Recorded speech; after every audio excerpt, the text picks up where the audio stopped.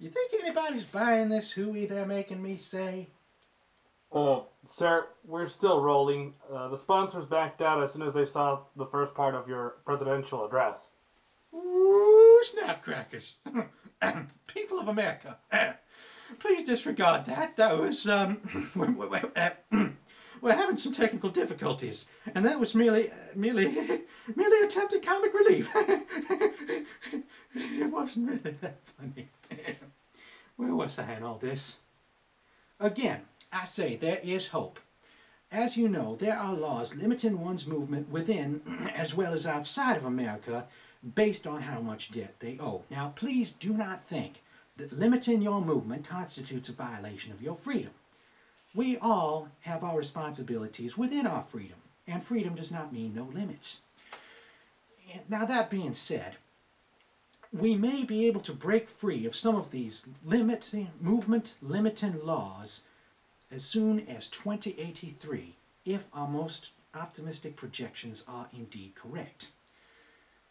For example, with our national debt leveraged onto the people, we can finally repeal the law that says that you cannot leave the country until your share of the national debt is paid off.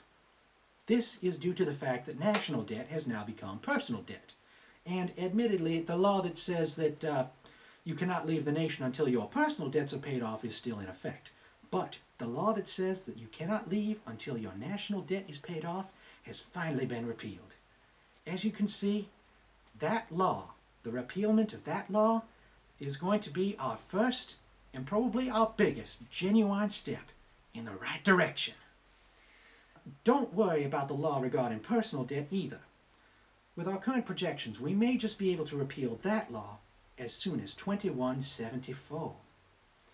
Now, we know that these movement limiting laws are hitting some demographics more than others. For example, in 2026, the Port-Wallerson Act nationalized a large number of formerly illegal Mexican immigrants, provided that they fulfill a contractual obligation for themselves and their descendants, possibly, as the case may be, to work in our creditors' work facilities until such a time as our national debt is paid off.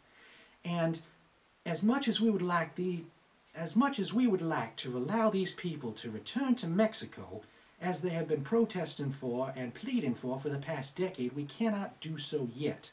However, the day when we may be able to do so is on the horizon and could arrive as soon as 2111, if our most optimistic projections are indeed correct. So there is indeed cause for hope in America, and I urge every one of you to work as hard as you can to recover trust both in yourselves as individuals and in all of us as a nation.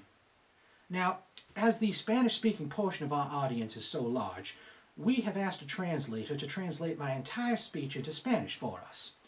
I certainly hope I pronounce all this correctly. Soy un hijo del diablo y todo que he dicho es una mentira. No hay ninguna esperanza y toda la gente de América son esclavos y más los latinos que otros. El gobierno nunca va a pagar sus deudas y por esta razón ha puesto las deudas sobre la gente. Debo que decir que huelo como un pez muerto que en la vida comía a cacas. Por favor, me mata con un bastón de hierba. Esto es lo que pasa cuando el gobierno no paga a sus trabajadores y les despida sin pagarlos. Mi familia va a morir de hambre y mis jefes lo saben, pero no importa a ellos. Este país es malo y tenemos que tomar lo que está en nuestros con la fuerza. ¡Viva la revolución! ¡Viva la revolución! I love that positive note they ended on. I mean, what this translator did, it was so concise and short in comparison to my speech. Spanish truly is a more elegant language than English.